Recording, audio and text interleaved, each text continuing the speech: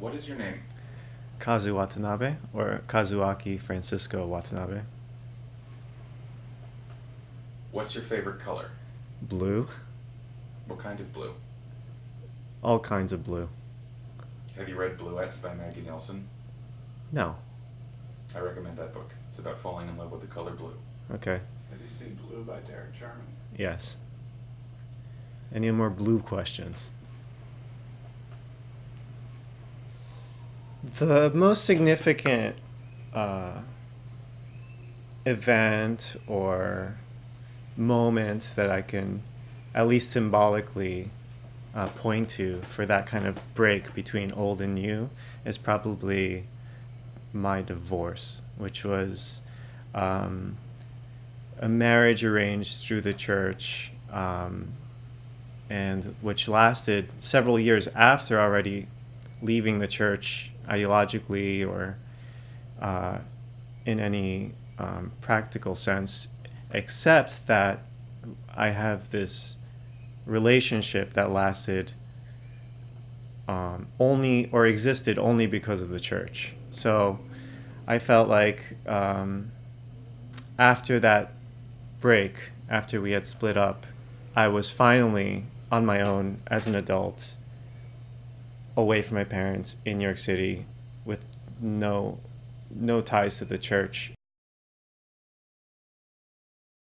The thing about the church is that it defines everything about you, or it can, and it did to me, so that I had no practical understanding of the world, and neither did my parents. And down to the very rudimentary, fundamental basics of knowing how to live, like how to manage a budget, how to pay taxes, how to live and survive in this world and contribute to it in any way. So my life purpose has always been defined by the church, which is basically absolute filial piety and duty to the Messiah and to my parents. I had no practical sense of what I was supposed to do, and I didn't care. I was part of a holy mission, so to speak. They were outsiders. They were busy doing all these things that they thought that had value, which meant nothing ultimately.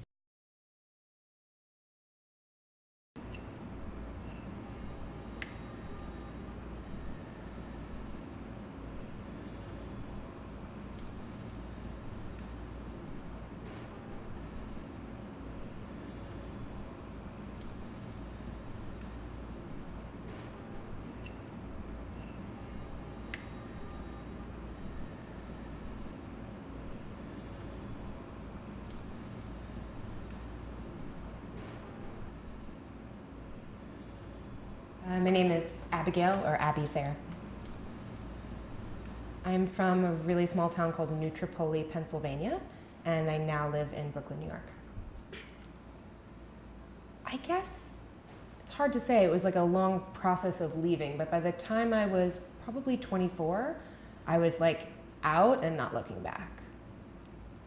I moved to New York City in June of 2008. Yeah, around that time I was going through a lot. I mean, I had graduated from college. I had started a program in graduate school to get my master's in childhood education, so I was going to school at night. I was working full time as a new teacher in the South Bronx. I was living on my own for the first time. And I was seriously questioning my spirituality and questioning my allegiance to an organization that I experienced a lot of trauma from, and I also found politically pretty problematic. Even though I wasn't completely out yet, my world had I had been so expanded to the point where like the church became less and less necessary, and I could look at it more and more critically. So even in 2008, I was looking at it pretty critically. But I remember still going to church, like definitely still going to these big ceremonies at the Manhattan Center, you know, and right across the street from Madison Square Garden. And like when Reverend Moon's daughter was appointed head of the American movement. I remember that. And I remember hearing her speak. And I remember feeling maybe somewhat heartened that, like, they had put a woman in charge. And I thought, okay, like, here we go. That has to be a step in some kind of right direction. And by the time by the time of her demise and the sort of family's demise and the death of Reverend Moon and all that, I guess I was pretty much out. So I was trying to sort of create a distance from that, and while I was still getting sort of caught up in the frenzy of it all, it just seemed like a really obvious and old, like, we've seen this movie before. It's like an old-fashioned power grab. Like, it just kept reminding me of King Lear. And like, so, you know, my family was definitely still in, you know, and so they're still in to a certain degree. So I still, you know, I still have to sort of manage those worlds too. Yeah, it was a crazy time. There are a lot of expectations both on like a daily, weekly, monthly, everyday life basis and on like a grander sort of cosmic scale, right? So on the day-to-day basis, you might be expected to like get up at 5 o'clock in the morning and read spiritual books, you know, and sort of read the words of Reverend Moon so you can like live with them throughout the day. It would be an expectation that you would go to church every Sunday, that you would get up at 5 o'clock in the morning on Sundays and go through a ceremony of bowing down to this picture and reciting prayers and, you know, I was expected to, you know, go to summer camp and be a group leader and teach my younger brothers and sisters, you know, the things that I knew, and to give testimony about my relationship with God and talk about that in front of rooms full of people. I was expected to remain a virgin until marriage. I was expected to have an arranged marriage, have children. You know, it's definitely not a choice not to have children, which was another incredible like bombshell revelation to me as a young woman. I was like, oh my God, this is a choice. Like, I don't have to do that. It was pretty mind-blowing. And you're expected to like do God's will and sort of like restore the earth to its original glory before it was put asunder by Adam and Eve and all the, you know. Of course, you know, as I started leaving the church and had to figure out how to live on my own, it was like really like starting from a blank slate. And I didn't have parents that could give me guidance because they have no idea what the fuck. You know, they were always, there's a degree of gullibility to allow yourself to be, I shouldn't say that. There's a degree of gullibility for them, which I think allowed them to be manipulated into this church, but which also allowed them to be exploited financially. They signed up for so many church pyramid schemes. They gave away so much money. So I had no idea how to practically live. Existentially, it was a complete void. It was a complete lack of understanding of myself or what I should be doing. I was always a little spacey, you know, and didn't have concrete interests. I liked artistic things, but not in any concrete way. So it didn't lend themselves towards any career path necessarily. My father was an artist who painted paintings and sold them basically only to church members. So it's like a fake job. And that was my frame of reference for a career. I had a complete existential crisis of purpose of life. I didn't know what it was. And I, in many ways, still don't. Let's see, what did I think as a true believer? I'm gonna be honest, it's hard. It's hard for me to even recall something like that because I don't believe any of that bullshit anymore. And so there's a part of you that's like, I almost don't remember.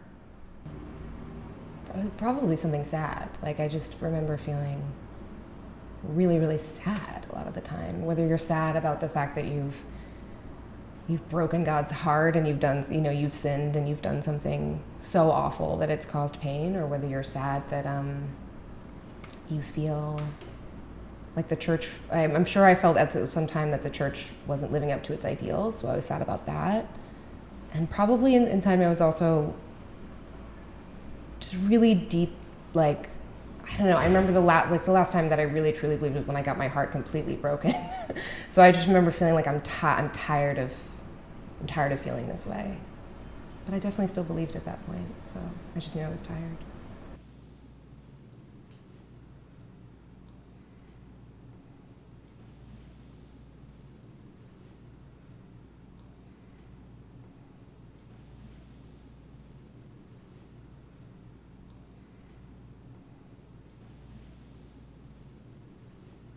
My name is Mitchell Ildo Henkin.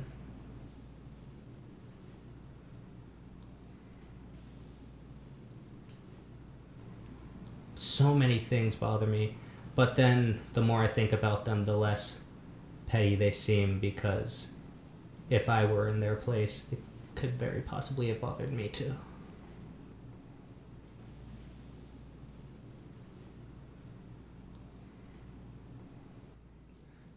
I honestly don't know when I left because it was such a slow process. I assume I left when I left New York, but I think bits and pieces of it are still stuck to the bottom of my shoes. It was faded by then. But it didn't make the feeling any less strong because it was faded. I was at the crossroads of, what do I believe? What do I believe? And I discovered that I found more comfort in nothing, in just the chaos and darkness of just the absence or the abyss of, like, oh, there's nothing there. I found more comfort and solace, and I felt more important and personally fulfilled of, like, oh, it's not all because of something, but it's because of me. It's because I matter, as opposed to being assigned worth. It still, like, pops up in my head every once in a while, like, just a constant emptiness that I'm still trying to find a place something to fill that God hole.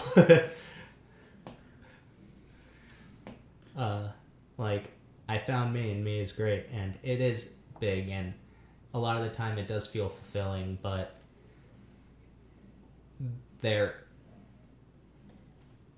it's a process trying to find solace in the emptiness, and I do I built myself up, and what I do, I did because of me, and what I do for me, but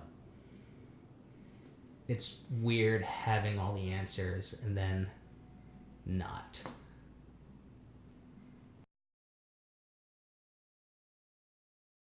Reverend Moon started his church in the 1950s in Korea, and then the doctrine of the church, as I was taught, is that my parents, were fallen people. They were not of a pure lineage, and that they had to, sort of atone for that by getting an arranged marriage and going through certain rites and rituals to cleanse themselves and start this new family, and that my sister and I were born because of all that sacrifice and because of the spiritual conditions they made and the things they chose to do by following Reverend Moon. My sister and I would be born different. We would be born special and sinless. And it's this very, like, that's the magical thinking of it. Like, I don't remember ever getting a better explanation than that. Like, that somehow magically my body can, like, I am different. I'm spiritually different than other people. That I certainly believed. It's a lot of pressure. It's so much. Like, what they believe is what my parents, they got blessed one another as strangers and had to go through this whole 3-day sex ritual. It's bizarre. Beating each other with bamboo, there's all this weird shit. They believe they had to go through a lot of misery so my generation could be perfect and live happy lives. We, as second generation, had to be perfect. We were the perfect generation. In their eyes, we were going to be the gods of the world. but with little g's. They did a lot of specifications. Gods with little g's, you know, like leaders, but still using the word God. Like,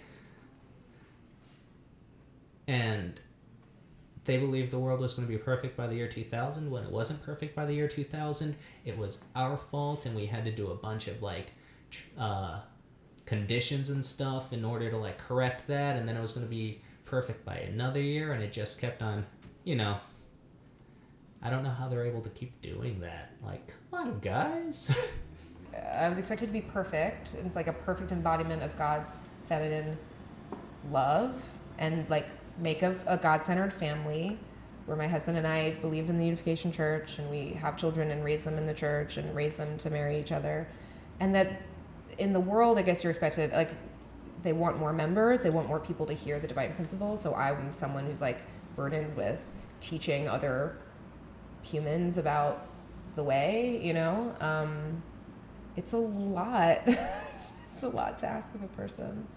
It was bizarre, like being, and I think that tied into a lot of my schizophrenic episodes as well. Like, if you're told you're going to be a god your whole life and you go a little bit crazy, you're going to think you're a god, I guess. Like, yeah, I don't know. The expectations were pretty crushing sometimes.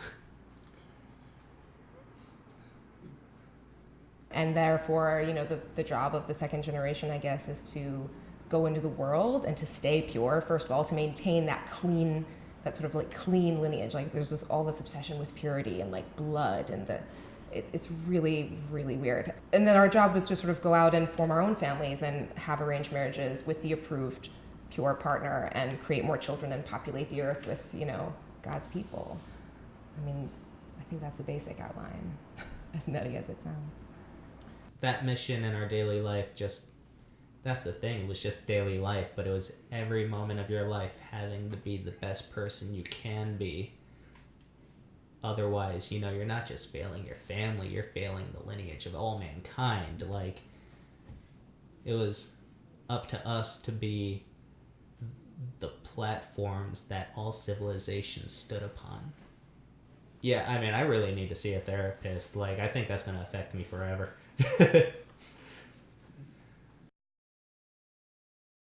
The way my mom tells it, how she joined the church, she was going on this long spiritual quest. She was very lost. She was raised like Presbyterian or something.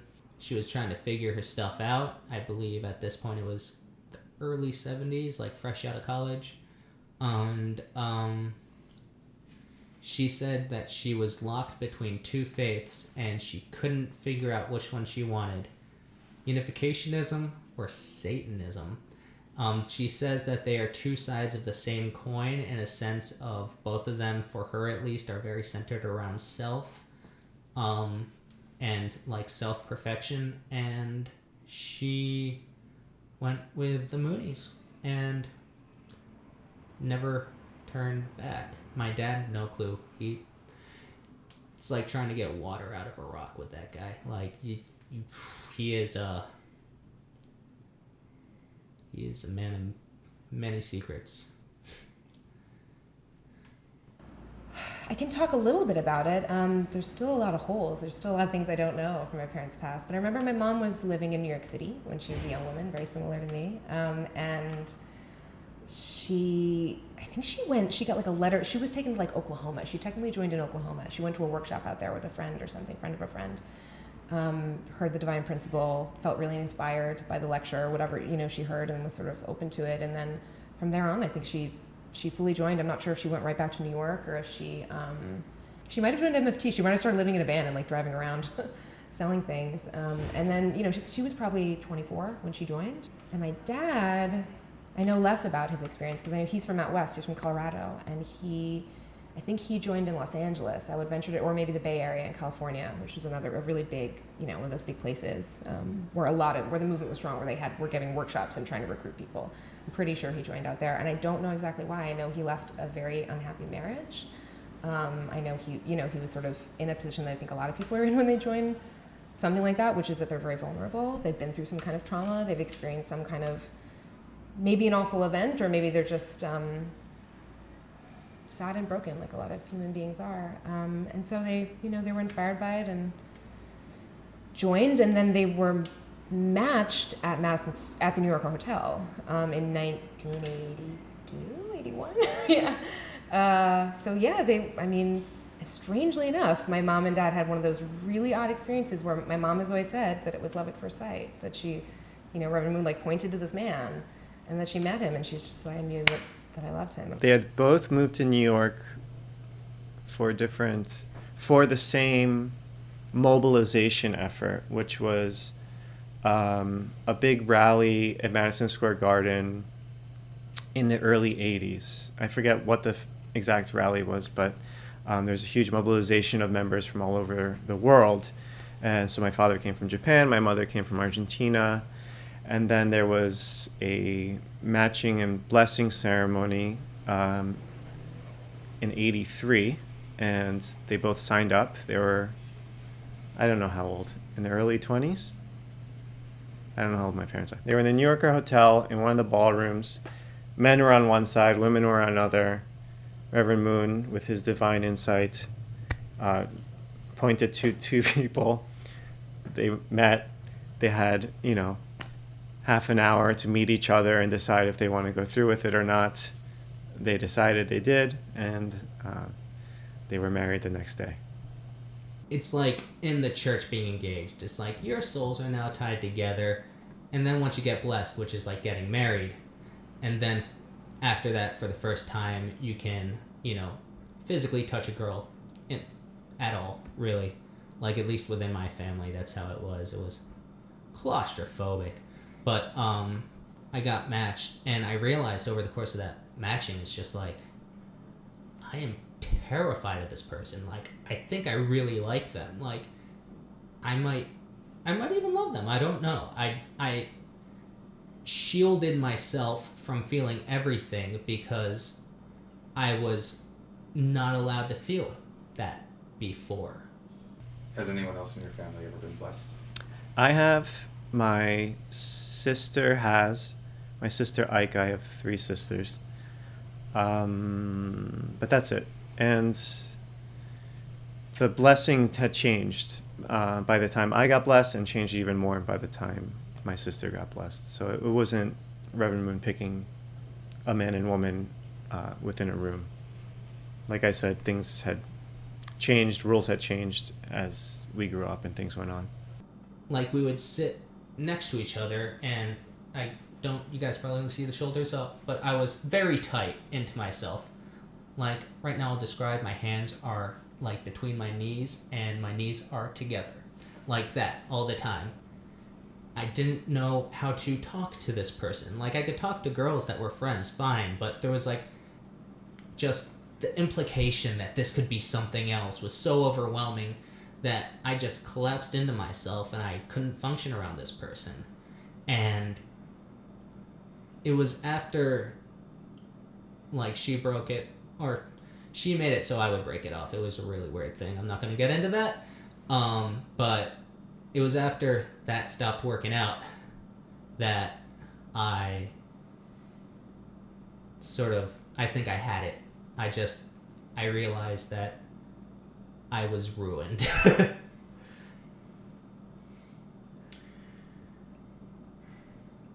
No, never. I was never matched. I never went through the process of having my parents look for someone for me and arrange and match for me. No. Did you experience a lot of pressure towards that from your parents or your community? I felt more pressure from the community, I think, to go through with that than my parents. My parents were pretty patient with me. And I think to their credit, I grew up in a house where education was the expectation. It was expected that I would go to college, and it was perfectly acceptable for me to do that first and to wait, for matters of matrimony and all these things. And I really think that is a huge deal. Not everyone got those opportunities. I know more other people were pushed into fundraising or to get married really, really young. I know people that were matched at like 18. So I never had that pressure necessarily from my parents, but they did hint. They were sort of like, let us know when you're ready to find your special someone. And I think I always had the feeling and the intuition that if I made that choice, if I went down that road, that I would kind of be sealing my fate and that I would be in too deep. So even while I was still like in the church, I was sort of like, I don't know about that whole marriage thing. Like that, it always felt, I was like, I couldn't quite get myself there ever, I don't think. My older brother Levi and his wife Maggie were matched and blessed in the church.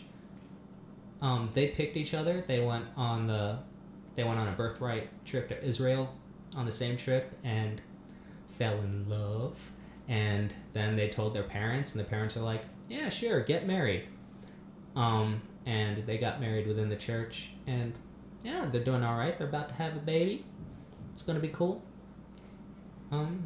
And my younger sister Leanne got matched and blessed to her husband Jan, and they live in Norway. I don't think they're happy, but that might just be me projecting because I don't think anybody in our family is capable of real happiness.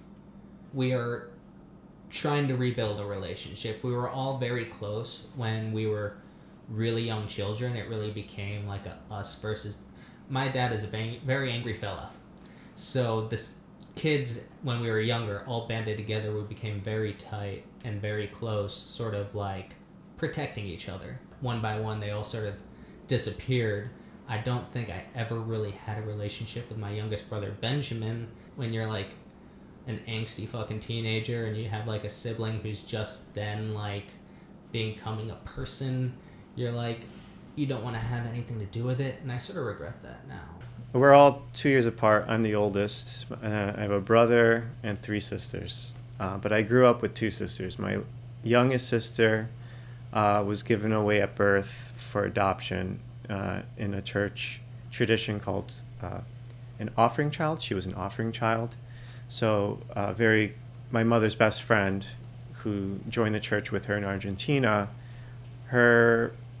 his wife couldn't have children. So my mother and father agreed to have a child and give it to them for adoption. So she grew up knowing that she has birth parents and her parents, and she takes their last name and everything. She calls them mom and dad. So it's a bit of a strange relationship, but when I grew up, I always say I had 2 sisters because that's who I grew up with. And then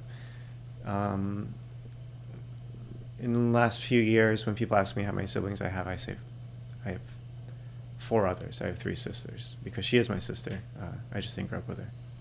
My closest relationship was always with my older brother Levi, but he sort of reformed himself so many times where it was just like he was super holy, and then he went on STF, and that's when he left the church, and he became an entirely different person, and it was just like I wasn't able to really keep up. And my younger sister Leanne moved out of the house when she was 15 apparently. I don't remember it, but that's what my siblings say.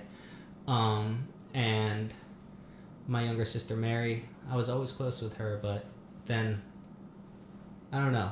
She went to Korea, I went to boarding school in Reno, and then we're all just now being like, shit, we have like 10 lost years that we got to make up.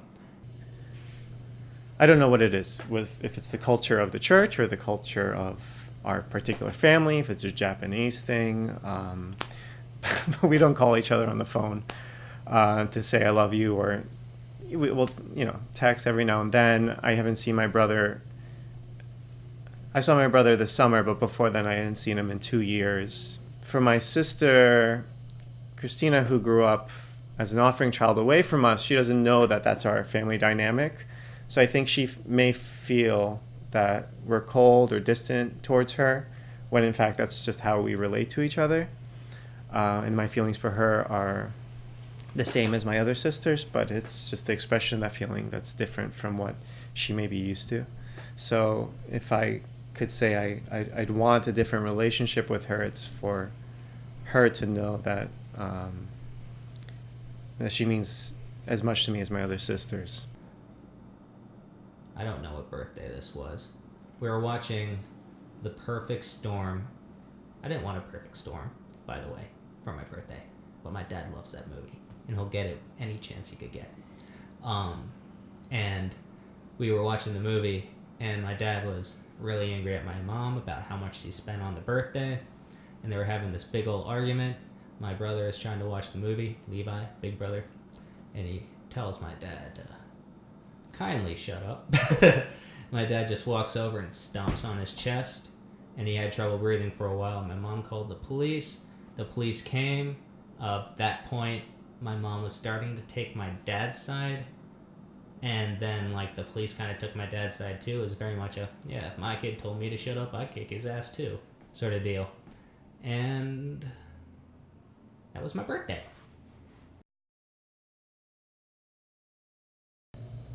I feel like I've gained some degree of wisdom since leaving the church. I mean,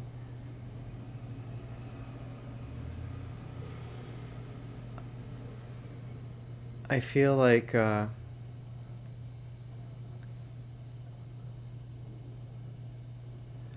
some. This is maybe a strange way to put it, but I feel like I aged. I did a lot of things and went through a lot of experiences that people don't have to go through until they're mid-age, or maybe never, if they're so satisfied with their life and the circumstances and their ways of thinking. So I feel like I have a degree of wisdom, but also an extreme naivety, both existing within me at the same time. Not everyone can say they were married for 6 years and divorced before they were 30. You know what I mean? And with that comes some level of wisdom, because when you're married, you have to step up a certain way, and you have to engage with another person in a very intense way that maybe you could have avoided all throughout your 20s when you're fucking around. But with that, the flip side of that is now in my late 20s as a divorcee who's only had one relationship in his life, one romantic sexual relationship in his life, complete naivety and not knowing how anything works, in terms of dating, in terms of romantic love, in terms of sex.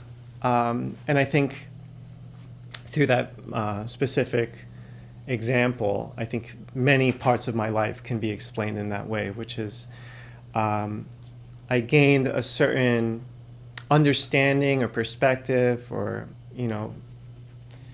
wisdom sounds maybe like I'm saying too much, but of wisdom and lived experience that makes me feel older than people who are my age. And then the flip side of that is feeling much younger than people my age. And you have to reevaluate everything. Stuff that people take for granted in the outside world, from their parents or whatever, you, as someone whose a complete understanding of life has been erased, have to question everything. And I'm still struggling to find out what the point of any of this is. And you take it step by step, and I'm not a depressive person anymore, and I'm taking steps to figure things out little by little. But what was the question? So the place in the world is a work in progress. There was no longer any room for me in that enterprise, in that community, in that church, in that ideology. I felt like I outgrew it. I thought, I can't be contained by this anymore. The world is too big a place. I had too many interests. I was already definitely, became a feminist at college and was sort of introduced to other sort of ways of thinking about the world and thinking about like my place in it. So when I left, what do you leave behind? You do leave a community. I will say that. I don't have as much of a sense of community in my life, because nothing is more motivating than having a group of people that think they're doing God's work. And that's a really powerful thing. And I think it's a really particularly powerful thing in America, where we live far apart from each other and communities form still around like religious belief a lot. And again, like I said, that provides things to people. It provides you with community. It provides you with a sense. Well, people need other people. It provides you with a sense that you're loved and cared about. And so I definitely lost some of that. I definitely lost this sort of like thing that I could tap back into, where people have known me since I was 5 years old, like adults in my life, that have helped raise me, and experiences that I had with people. I chose to close the door on all that, and I chose to remove myself. So that's a real loss. I also lost a lot of the shame and the fear and the feeling of never being good enough that accompanies trying to live up to really high expectations and standards. That can feel crushing. So I've let go of a lot of that. And man, I've gained the whole fucking world. This is also what I say. Like, I also tend to say, like, I wasn't push or running away from that. Like, I was running towards life. Like, I felt like I was going towards this like wide, expansive world where like it was pretty scary. Like, freedom is terrifying, right? Like, it's scary to like realize like, oh, I'm alone in the world. There is no God necessarily. Like the whole story, that whole sort of like infrastructure that I had of the world, not true. It all sort of crumbles. What we are left with is like, that means I can make choices for like right now for my life. I can make the life that I want, and it can be messy and beautiful and full of contradictions and not clean and not pure and there's no sort of like utopia that I'm hoping for. I very much have a before and after. I have the before I left the church and after I left the church, and even people that I should be closer to now because they left as well. There's sometimes, like with some people, that a distance can be there because, like, I don't know if it's a subconscious thing within myself and them as well, or if it's just myself, or maybe just them. I don't know. It's just walls were built, and it can be scary. Now I know myself. I am me. It's not centered around anything. The foundation isn't something outside of myself. I am my own foundation, and I know who I am as a person, rather than being told, you're second generation, your foundation is this is what you believe because this text says it. I believe what I believe because I found it and I believe in it.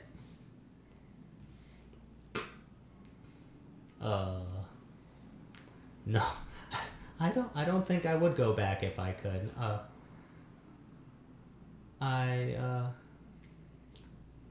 don't think so.